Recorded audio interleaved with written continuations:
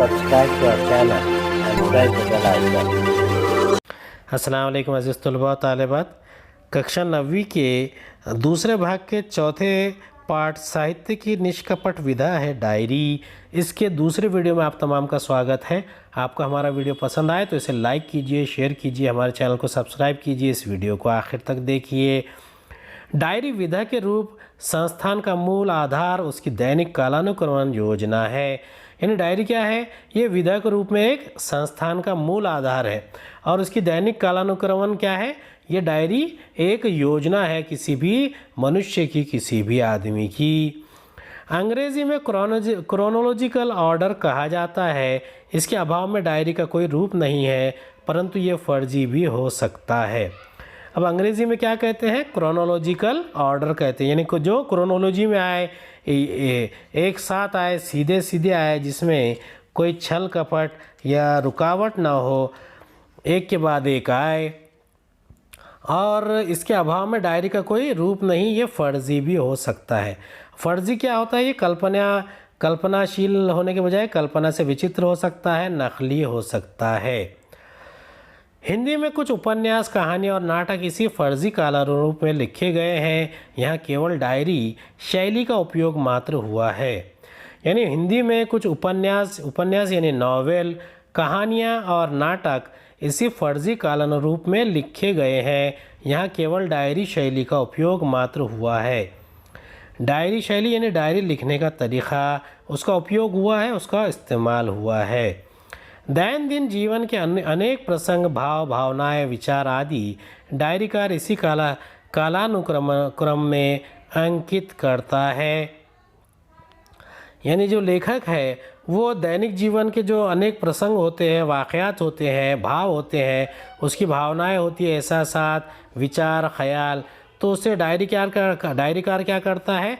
उसे कालानुक्रम में अंकित करता है। यानी कौन से काल में है, सुबह है, दोपहर है, शाम है, रात है, आज है, कल है, एक महीना पहले है, एक महीना बाद है, तो उसे काल के हिसाब से लिखता है। परंतु इसके पीछे डायरीकार की निष्कपट स्वीकारोक्तियों का स्थान सर्वाधिक है। लेकिन इसके पीछे डायरीकार क्या करता है? उसकी जो निष्कपट स्वीकारोक्तियाँ हैं उसका स्थान जो है सबसे ज़्यादा होता है। स्वीकारोक्तियाँ यानी जिसे स्वीकार किया जाता है, सर्वाधिक यानी बहुत ज़्यादा। बाज़ारों में जो कापियाँ मिलती है उनमें छिपा हुआ कालानुक्रमण है। अब जो बाज़ारों में जो डायरियों की कापियाँ मिलती है तो वो उसमें जो कालानुक्रमण है वो छिपा हुआ होता है। लेकिन अगर रियलिटी में देखा जाए तो वो अलग हो सकता है।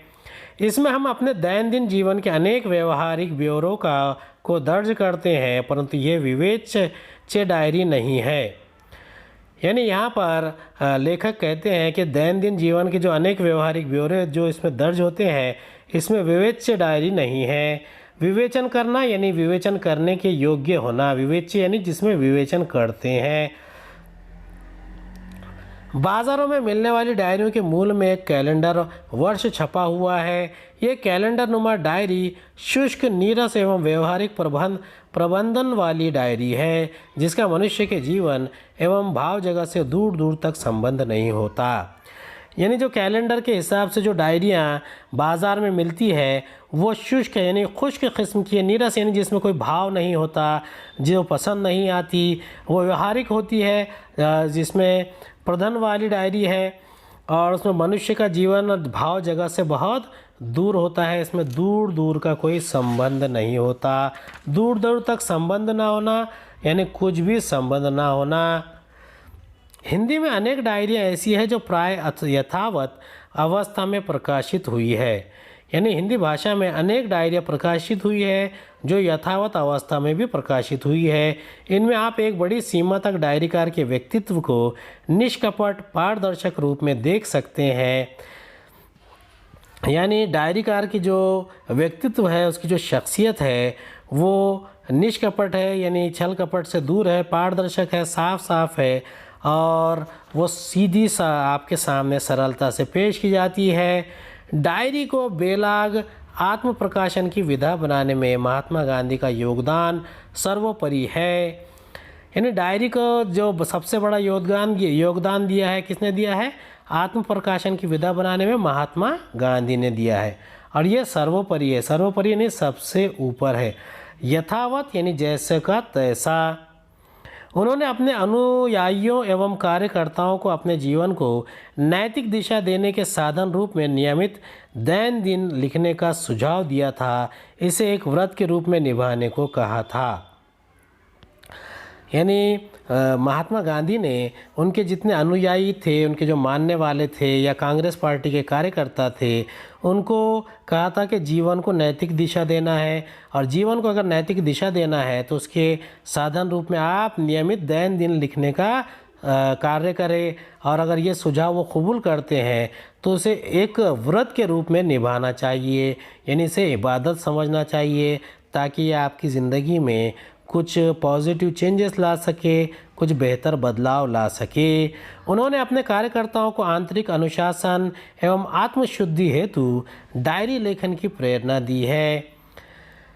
यानी महात्मा गांधी ने जो कांग्रेस के उस वक्त के कार्यकर्ता थे, उनको कहा था कि आप अपना आंतरिक अनुशासन करिए एवं आत्मशुद्धि करिए, और इसी हेतु से डायरी लिखने की प्रेरणा भी दी जाती है।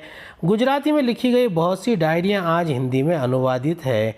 इनमें मनुबहन गांधी, महादेव देसाई, सीताराम सेक्सरिया, सुशीला नायर, जमनालाल बजाज, घनश्याम बिरला, श्रीराम शर्मा, हीरालाल जी शास्त्री आदि उल्लेखनीय है।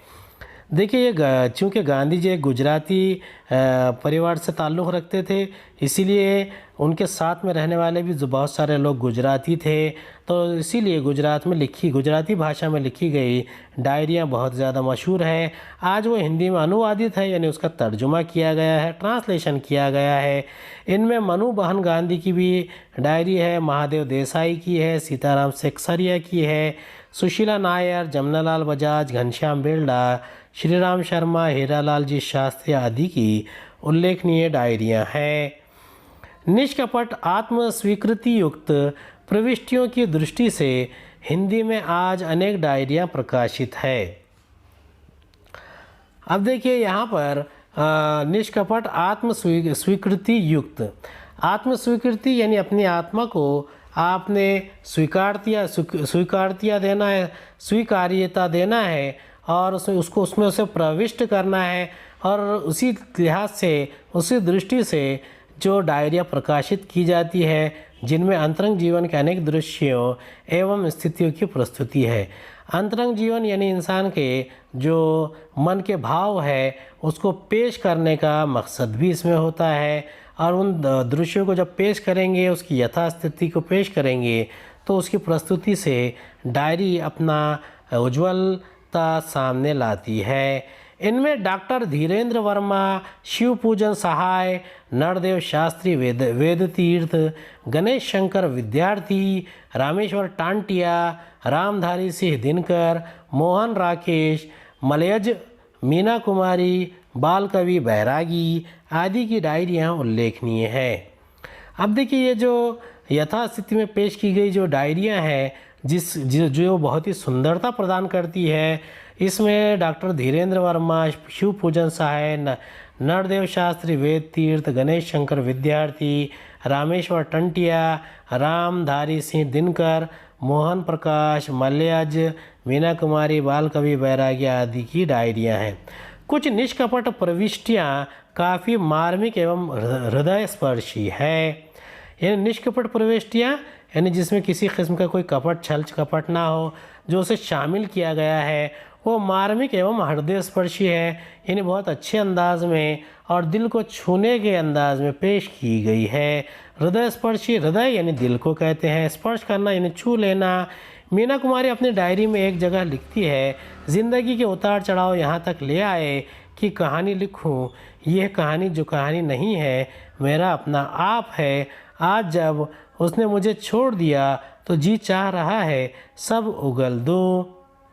यानी इसमें मीना कुमारी जी ने अपनी डायरी में एक जगह लिखा है कि वो ज़िंदगी के उतार चढ़ाव से परेशान है। वो कहानी लिखना चाहती है, लेकिन कहानी लिखते लिखते वो अपने आप को लिखने लगती है, यानी डायरी लिखने लगती है। और वो कहते हैं कि उसने मुझे छोड़ दिया तो जी चाह रहा है सब उगल दो। मलियज अपनी डायरी में 29 दिसंबर 59 को लिखते हैं, शायद सब कुछ मैंने भावना के सत्य में ही पाया है। यानी मलियज जी अपनी डायरी में अपने मरने से कई साल पहले ही ये लिखते हैं कि उन्होंने भावना के सत्य में ही अपने जीवन की सच्चाई को पाया है। कुछ नहीं होता, मैं ही सब कल्पित कर लिया करता हूँ, संकेत मिलते हैं पूरे चित्र खड़ा कर लेता हूँ। यानी वो डायरी में लिखते हैं कि वो जो कुछ भी है वो सब वो उनका कल्पनाशीलता का हिस्सा है और उसे कल्पित कर लेते हैं, संकेत मिलते हैं तो वो चित्र पूरा कर देते हैं। डॉक्टर धीरेन्द्र वर्मा अपनी डायरी में 19/11/1921 के दिन लिखते हैं, राष्ट्रीय आंदोलन में भाग न लेने के कारण मेरे हृदय में कभी कभी भारी संग्राम होने लगता है। अब देखिए डॉक्टर धीरेन्द्र वर्मा के ये दिल की बात उन्होंने अपने डायरी में लिखी है, 1921 की बात है, लेकिन ये बहुत ही शोभनीय बात है कि राष्ट्रीय आंदोलन में भाग नहीं लेने की वजह से उनका हृदय, उनका मन, उनका दिल उनको कचोटता है, कचोटे मारता है। और जब हम पढ़े लिखे व समझदार लोगों ने ही कायरता दिखाई है, तब औरों से क्या आशा की जा सकती है। यहाँ पर डॉक्टर धीरेन्द्र वर्मा लिखते हैं कि वो पढ़े लिखे हैं लेकिन फिर भी उन्होंने कायरता दिखाई है। कायरता यानी भीरुता, यानी डरपोकपन।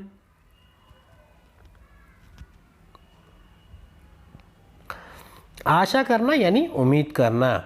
सच तो ये है कि भले घरों के पढ़े लिखे लोगों ने बहुत ही कायरता दिखाई है, यानी भले घरों के पढ़े लिखे लोग, यानी जो ज़्यादा पढ़े लिखे लोग होते हैं, उच्च वर्गीय लोग, उनके लिए वो इस्तेमाल किया गया है जेंटलमैन लोगों के लिए। अपने जीवन की सच्ची, निष्काय, पारदर्शी छवि को रखने में डायरी साहित्य का उत्कृष्ट माध्यम है। यानी डायरी में यहाँ पर एक बात सामने आ जाती है कि जीवन की सच्चाई, निष्काय, पारदर्शी छवि को रखने में डायरी क्या करती है, एक उत्कृष्ट माध्यम का काम करती है।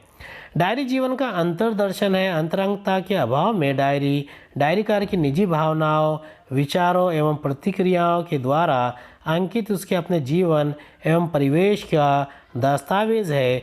एक अच्छी, सच्ची एवं सादगी युक्त डायरी के लिए डायरीकार का सच्चा, साहसी एवं ईमानदार होना आवश्यक है। डायरी अपनी रचना प्रक्रिया में मनुष्य के जीवन में जहां आंतरिक अनुशासन बनाए रखती है, वहीं मनोवैज्ञानिक संतुलन बनाने का भी कार्य करती है। मनोवैज्ञानिक मन में उठने वाले विचारों का विवेचन करने वाला, यानी डायरी क्या है, एक अच्छी, सच्ची और सादगी युक्त विधा है। अब डायरीकार अगर सच्चा होगा, साहसी और ईमानदार होगा तो डायरी अपनी रचना में क्या करती है, और रचना प्रक्रिया में मनुष्य के जीवन में जहाँ आंतरिक अनुशासन बनाए रखती है। यानी मनुष्य का जो जीवन है उसका अनुशासन अगर टूटता है तो उसे सुधारने का काम कौन करता है, डायरी करती है।